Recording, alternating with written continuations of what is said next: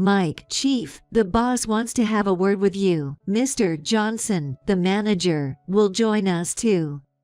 It seems, Chief, you're finally getting the axe, lol. Guess I'm just an unlucky guy. I was feeling down as I took the elevator and walked through the hallway to the president's office. As I entered the president's office, just as my subordinate said, both the president and Mr. Johnson were there. "You don't fit in our company, you're fired," said the president. Hearing this sudden announcement of my dismissal, Mr. Johnson next to me lifted the corners of his mouth, bursting into a smile of joy. But are you perhaps misunderstanding something? The truth behind this dismissal announcement that the president revealed next was shockingly unexpected. I'm Mike, a 37-year-old average Joe working at a company just like anyone else. Currently living in a corner of New York, but originally from a small town in the rural South. Maybe it's because I was raised in a laid-back, generous rural environment. Though it's a bit odd to say about myself. I've never been as cool or detached as city folks. Always siding with those in trouble or in a weaker position, with a character full of compassion. I, who attended high school in the countryside of the South, went on to study at Sunwheel University, a mid-tier private college in New York. During my college days, I worked part-time tirelessly and landed a job at Takamatsu, an IT company that was barely more than a start-up back then, and began my career as a working adult. Before I knew it, 15 years had passed while I struggled and worked at this company, and I've somehow reached this age. When I joined, this company was small. But now it has grown into a mid-sized IT distributor with branches from the Northeast to the Midwest. My current work environment, as a middle manager in the system development department at the New York headquarters, is anything but good. The title of chief is just in name. In reality, it's a position caught between the demands of superiors and the needs of subordinates. A classic case of being constantly busy with no rest. The subordinates in my system development department, especially the younger ones, are often from top-tier universities, making them generally challenging to manage. Some of them have very high self-esteem and assertiveness. So, as a mediocre boss with a significantly less prestigious educational background, my instructions are often met with resistance and, I suspect, disdain. In short, to them, I'm someone to be looked down upon. Additionally, my direct boss, the manager of the System Development Department, Mr. Johnson, is a typical smooth talker who climbed the corporate ladder just by being good at playing the game. Mr. Johnson is the kind of disreputable boss who dumps important tasks and complex projects on his subordinates, leaving everything up to others, yet cunningly claims all the credit for himself. Such troublesome subordinates and bosses alike are often alumni of the prestigious Ivy League, forming an unbearable elitist group within the company. Manager Johnson often comes at me, saying, "Mike, your alma mater, Sunwheel University, is pretty much just a fallback school for us Ivy League grads, called poofing LOL. Seems like you're harboring some serious Ivy League envy, scary LOL." Johnson loudly belittles me with such remarks, prompting his Ivy League-educated subordinates to snicker and openly mock me, even though it's not funny at all. Indeed, my alma mater, Sunwheel University, is not a top-tier institution, and is often considered a backup option by students aiming for prestigious universities in New York. Even I, when applying to college, ended up at Sunwheel University after not getting into the top-tier universities, so Johnson's snide remarks often hit me hard. In an office that felt as hostile as a bed of nails or a desert. My recent oasis has been the cleaning lady who started working as a janitor here not too long ago. She's new to the job and often makes mistakes, clumsily wandering the floor, which has led to some mean-spirited younger employees blatantly clicking their tongues at her or harassing her. However, as I mentioned earlier, being raised in the countryside and unable to ignore those in weaker positions, I gradually found myself subtly helping her with the cleaning or striking up friendly conversations whenever she seemed in trouble. The cleaning lady always wore a large janitor's hat pulled down low and a big mask, so only her eyes were visible, but she seemed to be quite elderly. She warmed up to me since I often helped her out and made small talk, and she started sharing stories from her life with me. Indeed, the stories from this elder, who had lived through much of life, were fascinating and full of wisdom. The boss wants to have a word with you. For me, Mr. Amidst Johnson, the harshness the of manager, workplace will relations join us and frayed nerves. These Seems, casual Chief, chats you're with her finally getting became the an invaluable invaluable respite. Guess I'm Yet, just an amidst unlucky the friendly guy. chatter between I was me feeling and the down cleaning as I took lady the elevator and my walked through the subordinates hallway in to the the system president's development office. department. As I entered the Especially president's those office, in the faction just led as by my Johnson subordinate from the said, Ivy both the League president and openly Mr. ridiculed Johnson were us. there. When they You saw don't me, fit in our company. a You're lower fired, educated said guy, the president. having a pleasant chat Hearing with this the sudden cleaning announcement lady, of my they would dismissal, deliberately Mr. say loud Johnson enough for next us to to me lifted hear. the corners of his mouth, Look at the bursting into a low-educated smile of dude joy. and the old lady LOL. A perfect Are you match perhaps at the bottom misunderstanding LOL. something? The Then, truth one behind day, this dismissal announcement I was that the working late president in the revealed office next as usual, was shockingly and by the time I unexpected. made it to the nearest I'm station, Mike, exhausted, a 37-year-old average as I Joe descended working at the a company stairs to the just like platform. anyone else. An elderly Currently woman living walking in a corner slightly of New ahead York, of me but dropped her originally from wallet a from small her town bag in the onto rural the floor. South. Maybe Without it's because I was noticing, raised in and a laid-back, continued on her way generous down rural to the environment. platform. Though it's a I bit hard quickly to say pushed about through the myself, crowd. I Picked never up the being as wallet cool she or had attached dropped to city and looked folks, up, frantically always searching siding for with the those in elderly trouble or woman's in a figure. weaker position, With a By character then, full of the compassion, elderly woman was already who lined up attended at the high boarding school in area the of the countryside of the platform. South. It was the Went on to platform study for at the Sunwheel train going in the University, opposite direction of where I was private college headed. in New York. I must get this wallet back to that elderly woman quickly. I hurried down the stairs to the crowded platform as fast as I could during the rush hour. But unfortunately, the train had already pulled into the station. The train doors opened all at once, and the elderly woman boarded the train. No choice, it's going the opposite way, but I'll have to get on that train. Desperate, I ran down the stairs and barely managed to slip through the doors just as they were closing, hopping on the train going in the opposite direction of my home. Though I made it on, the train was packed to the brim during the commuting rush. The elderly woman who dropped her wallet had boarded the next car. I had confirmed that. I have to get this wallet to her before she gets official. Despite receiving glaring looks and tisk-tisks from other passengers, I apologized profusely and slowly made my way through the packed train to the next car. By the time I managed to reach the elderly woman in the neighboring car, we were approaching the station 2 stops away. When I quickly explained how she had dropped her wallet and that I had come to return it, the elderly woman was very surprised. She seemed quite old but was lively, with a refined and kind face. The way her eyes widened in shock when she saw me was memorable. "You're truly a kind and wonderful person. To think you boarded a train going in the opposite direction of your home just to return a dropped wallet."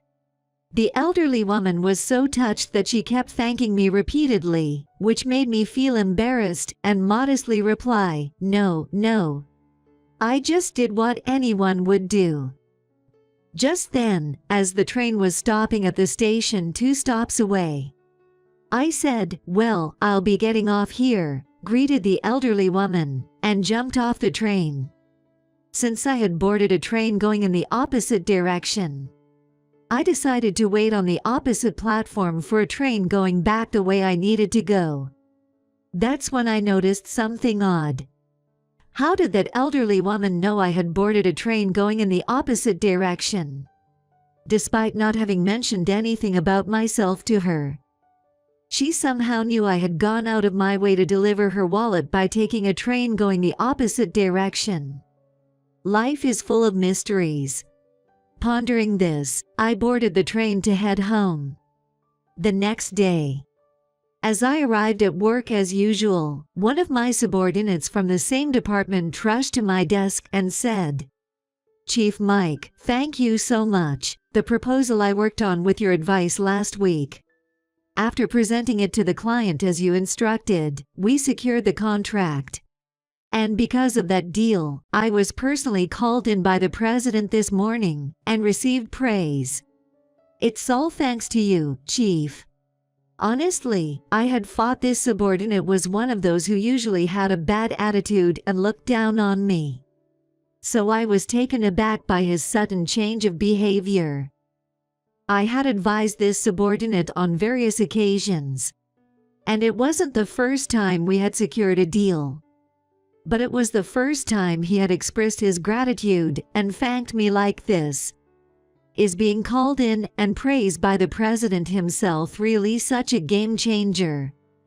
Sensing my skeptical look, the subordinate added, "Well, Chief, the reason I came to thank you like this is because the president told me to," he said. "The success of your negotiation was also thanks to your capable and exemplary supervisor, Chief Mike. Make sure you thank him properly." As I watched my subordinate bow and leave, I found myself whispering, "Why the president?" That day was just a beginning, as the atmosphere around me at work began to change dramatically in the following days. Especially since I hadn't changed my work stance or style from last week. Suddenly, good news and results started coming my way one after another.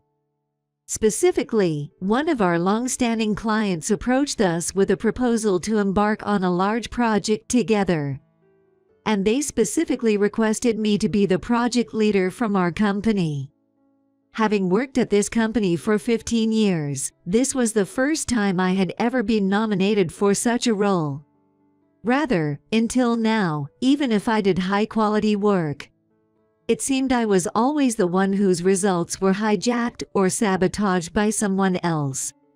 From being a symbol of misfortune, it felt like I had suddenly transformed into a favored entity. I asked our client's representative why, out of all employees, they nominated me as the point person for our company. The representative answered, "It's because your president recommended you." He assured us that if it was Chief Mike from the System Development Department, there would be no mistake. "So, we took the liberty of looking into your past achievements and, indeed, found you to be as competent as your president said." I was mildly surprised again that the president had a hand in this. And so, my company life, which had always seemed to run counter to fortune, seemed to have taken a turn for the better recently. I couldn't help but grin to myself, feeling uplifted. Being appointed as the leader of an unprecedentedly large project by a client, I started preparing for the project with great enthusiasm. This job was undoubtedly the biggest in my career, and successfully pulling it off would assuredly add a significant highlight to my corporate life. Filled with motivation, I was more determined than ever. Day after day, I stayed late at the office, fully focused on preparing for this project. I created the specification documents for the newly developed program, prepared various documents for explanation, and worked on the presentation among other things, pulling out all the stops every single day.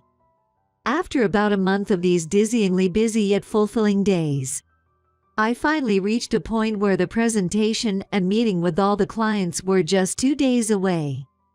Thanks to my relentless effort, sparing no time even for sleep, the new system was completed, and I managed to finish most of the vast documentation for negotiations and presentations by yesterday, the day before the presentation.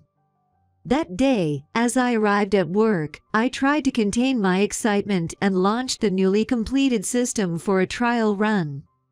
Then, I attempted to open the specification document file stored on my PC, along with the files for other presentation materials.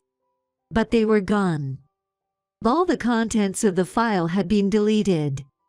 Moreover, all the backup files I had taken as a precaution were erased. Furthermore, all the documents that I had printed out yesterday and piled up next to my PC were also completely gone. No way. What in the world is this all about? I felt my blood run cold and involuntarily shouted out loud. In a panic, I searched frantically under the desk and in the drawers for the bundle of documents, but they were nowhere to be found. While I was doing this, some people who had heard my voice earlier came over, laughing uproariously. When I turned toward the source of the crude laughter, there was Section Chief Johnson and his cronies, looking down at me and sneering. Too bad, huh? All those documents you worked so hard on, and the files on your PC, this guy threw them all away. Johnson said, occasionally bursting into laughter, pointing at one of his junior employees. This guy, still a newbie but a fellow alumnus of Chicken Brain University like Johnson, had a particularly nasty personality, serving as Johnson's yes man. I thought your trashy senior's files and the paper waste he was making were just trash. I deleted all the backups and threw all the paper documents into the bin for shredding. The rookie boasted mockingly, causing Johnson and his cronies to burst into uncontrollable laughter. Ha ha ha, funny, right, threw them all away. Haga, this means the supervisor can't do his presentation now, ha, bye-bye, deal. Such a shame for such a huge project. Too bad, so sad, they jeered, reveling in the chaos they'd caused. Johnson and his crew ridiculed me, tormenting and making a mockery of me. I glared at Johnson and the rookie who deleted the files and said, "Do you even realize what you're doing? Aren't you ashamed of such despicable actions?" The rookie brazenly responded, "Not at all. We have to nip in the bud any chance for an incompetent old supervisor like you, otherwise, we, the younger generation, get crushed." Hahaga, the newbie got you there, Supervisor Adams. Just because you got a little recognition lately, you've been too full of yourself, you've been an eyesore, you know. We just put you in your place. Go ahead and embarrass yourself in the presentation, and return to your dull, incompetent self. And don't you dare get cocky ever again. Johnson seized the moment to reveal his true feelings. Hearing Johnson's appalling words, I understood everything. Johnson, the department head of system development, was deeply resentful and displeased that I, the supervisor, was selected by the client over him for this big project. I felt it was clearly Johnson's ugly jealousy towards me. Shocked and infuriated by his actions and responses, I was left speechless as Johnson scoffed. "Learn your lesson and don't get cocky again, loser supervisor," before starting away with his entourage from my desk. Watching their backs, I muttered in despair. All the files I backed up and the documents were thrown away. I could start over from scratch. But there's no way I can make it in time for the business meeting the day after tomorrow. It's all over. How could I have been so careless? Regretting my vulnerability for not locking my PC and leaving the documents at my desk, I came to work the next day, overwhelmed by despair. Realizing the deal was now hopeless, I felt utterly despondent, so depressed I could barely stand. Unable to focus on work, I went to the break room alone, repeatedly sighing and holding my head in my hands. It's embarrassing, but I can't help choking up over my own incompetence. And then, someone patted my shoulder gently. When I looked up, an older janitor lady was peering at me with concern. Ma'am, I'm sorry, I'm just not in the mood for small talk right now. As I said that, the lady smiled at me kindly with just her eyes and presented something she had hidden behind her. It was a stack of documents I had printed out and thought had been discarded by the newbie at the Tea Masters in Charleston. The new system specifications, the presentation materials, and the bundle of documents for business discussions, all of it was there. "What, ma'am, where did you find these?" When I asked in surprise, the lady answered, "Day before yesterday. While I was collecting trash, I found a huge pile of documents in a bin meant for shredding, something that's usually not there." It struck me as odd. When I picked them up, weren't they the documents you'd been working so hard on every day? I thought, there's no way I'm letting something this important get shredded. So, I collected them all right there and saved them for you, LOL. At that moment, the lady looked like an angel to me. "Ma'am, thank you so much. With these, I can face tomorrow's presentation and business meeting head on. You've saved me from the brink. You're my savior. Thank you." As I bowed my head in excitement without caring how I looked, the lady watched me with narrowed eyes full of joy and nodded several times, then said, "What goes around comes around. You're my savior, after all, LOL." Confused by the lady's mysterious words, I looked at her with a puzzled gaze, and she just laughed amusingly again. The next day, I was able to attend a presentation for a big project we were working on with a client. And thanks to the documents, I managed to conduct a fine presentation. The subsequent business discussions ended in a great success, and we managed to secure contracts with several major clients. It became the largest deal in the history of my company, Takamatsu. "Ma'am, thank you. The business deal was a huge success because of you."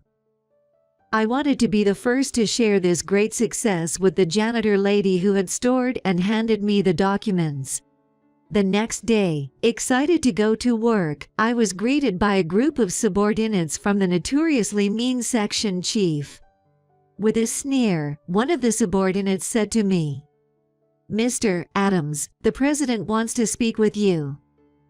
Section Chief Johnson will also be there, LOL. It seems, Mr. Chief, you're finally being fired, LOL."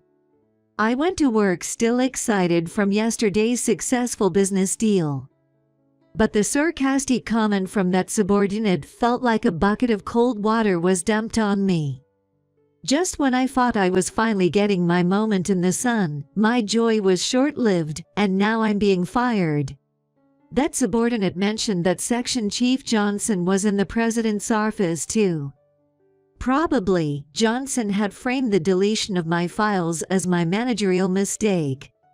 And from there, the conversation likely went to my lack of ability to manage confidential information, leading to talks of dismissal. I guess I'm just an unlucky guy. As I headed to the president's office, I felt gloomy, thinking about all this in the elevator and along the corridor. I knocked and entered the president's office. Upon entering, just as my subordinate had said, I saw Mr. Johnson and Section Chief Johnson. "Chief Adams, you came. Take a seat," Mr. Johnson urged, and I took a seat in the chair that was prepared. Then, in the next moment, Mr. Johnson suddenly said, "You're not suited for our company, you're fired." I was shocked and screamed in my mind, just like that. Hearing this abrupt announcement of dismissal, Section Chief Johnson beside me lifted the corners of his mouth and burst into a smile of joy. Although I was prepared, the sheer unfairness of it all welled up in my chest, and I couldn't help but ask Mr. Johnson in return. "Mr. Johnson, I'm fully aware of my shortcomings more than anyone else, and I apologize. However, I've always worked hard, risking everything for the sake of this company. Isn't it a bit much to suddenly declare me fired? Could you at least tell me the reason?" I begged, almost clinging to Mr. Johnson for an explanation, but he cut me off. Whoa there, Chief Adams. It seems you've got the wrong end of the stick. I wasn't talking about firing you. Haha. Huh. I let out an odd sound, taken aback by Mr. Johnson's unexpected response. Chief Adams, you're a treasure to our company. It would be our loss to fire you. Haga, the one I was talking about firing is Section Chief Johnson. It's you. At Mr. Johnson's words, Johnson jumped in shock. What are you saying, Mr. Johnson? Why fire me, the section chief, instead of this useless Chief Adams who can't do his job? Even at this point, Johnson didn't let up on dissing me. It's the complete opposite, Haga, and Section Chief Johnson. Why do you think it's fair that you're the one getting fired? You know best, don't you? All right, you can come in now. Mr. Johnson yelled this towards the secretary's office next to his. Then, the door to the secretary's office opened, and, lo and behold, it was the cleaning lady who walked into the president's office. Seeing the cleaning lady, Johnson was the first to bark at her. DCH, the cleaning hag, huh? Hey, we're in the middle of an important discussion here, don't just barge in.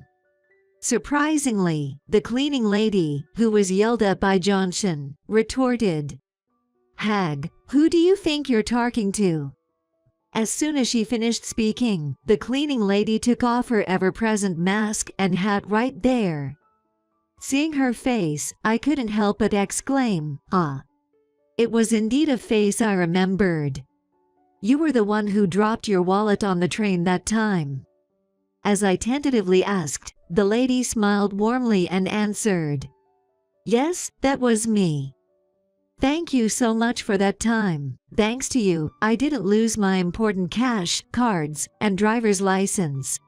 You're my hero, you know, Haga. Never would I have imagined that the refined elderly lady from back then was the cleaning lady I chatted with daily. Mr. Johnson glanced at me, smiling at my astonishment, and added his comment. Yes, Chief Adams, I also want to thank you for returning my mother's wallet that time, albeit belatedly. Saying this, Mr. Johnson bowed his head to me, and the most surprised by his words seemed to be Johnson. Your mother. Wait, this lady, she's your mom. Johnson, turning pale, asked back, only to be sharply rebuked by Mr. Johnson. Watch your mouth, Section Chief Johnson. Stop slandering someone's mother by calling her hag. It's precisely because of your twisted personality that you're utterly unfit for our company. Johnson, scolded by Mr. Johnson, was now shaking in terror, his face ashen. After casting a disdainful glance at him, the cleaning lady, who was Mr. Johnson's mother, began to explain the circumstances leading up to this moment. The content of her explanation was, the mother explained that she had been pondering what she could do for her son's company, eventually deciding to leverage her cleaning skills by working as a janitor. While working as a janitor, she observed the office employees, growing fond of my work ethic and personality. After the wallet incident, she had even suggested to her son, the president, that my promotion and evaluation be reconsidered. Moreover, she had kept an eye on Section Chief Johnson's tyrannical behavior and had reported everything to her son, including the truth behind the mishandled business documents. This was the gist of her explanation. As she spoke, Johnson finally lost all color. His shaking intensified, and he eventually collapsed to the floor, knees buckling under him. To be utterly speechless was exactly the situation he found himself in. Looking down at Johnson's pitiable state, Mr. Johnson quietly said, Section Chief Johnson, you are truly a despicable human being. As of today, you're dismissed with cause. But before you go, apologize to Chief Adams for all the trouble your malice has caused. that is, if there's any shred of conscience left in you as a human being. Huddled on the floor, Johnson weakly raised his head. Chief Adams, I'm sorry for all the mean things I've done to you. After saying this, Johnson, now without any shame or regard, continued sobbing on the floor, leaving me feeling indescribably hollow. In the end, Johnson's misdeeds were exposed to the light of day, and the board of directors unanimously decided on his dismissal. Johnson left Takamatsu, but his cronies, who were part of his faction, remained with the company. Interestingly, those who were part of the Johnson faction until yesterday rushed to apologize to me, almost prostrating themselves for their previous rudeness and verbal abuse. Following these events, I was promoted to the position of head of the System Development Department in the subsequent personnel changes. And so, peace returned to the department. The lesson learned from this whole ordeal is that those who extend a helping hand to others in need will find themselves supported by others when they themselves are in need. The favor of returning a lost wallet led to an even greater favor from the cleaning lady, who is also the president's mother, in safeguarding crucial business documents. It was a first-hand experience of the saying, kindness is never wasted. Half a year has passed since then. Now a section chief. I still share a great friendship with the cleaning lady, who occasionally works as a cleaner, making time for small talk and sharing stories as a break from work. Blessed with trustworthy subordinates and favored by the president, I'm leading a smooth and successful life, making my previously unfortunate life seem like a distant memory.